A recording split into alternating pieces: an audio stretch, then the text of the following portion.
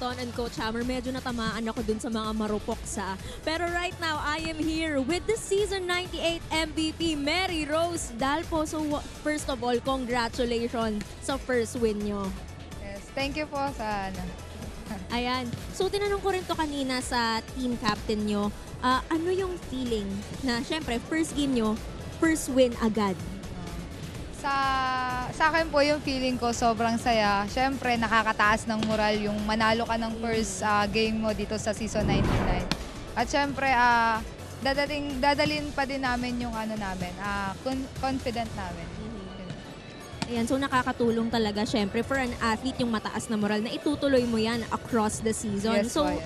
ito, na-mention ko nga kanina that you were the season 98 MVP. Coming into season 99, may pressure ba yun sa'yo?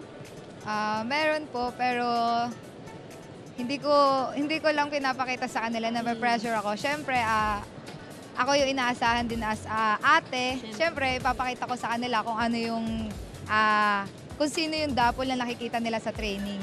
Yung walang kaba, yung masaya lang, relax lang na naglalaro.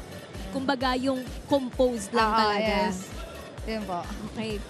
Tapos ito, syempre, nanalo kayo in today's game, pero with every game, dapat merong learnings, meron pa ring struggle yan. Para sa'yo, ano yung naging struggle mo for today's game or ano yung natutunan mo?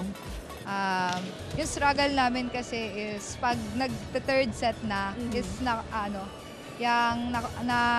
tawag dito?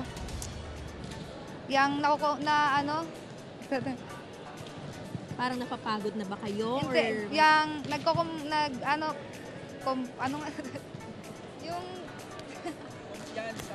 Yung kumpiyansa ba sa sarili? Kumpiyansa sa sarili. Parang ano na sila.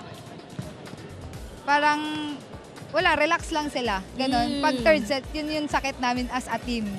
Parang bumababa yung kumpiyansa, ganyan. Parang yung struggle namin as a team, siguro yun yung i-work namin as a team.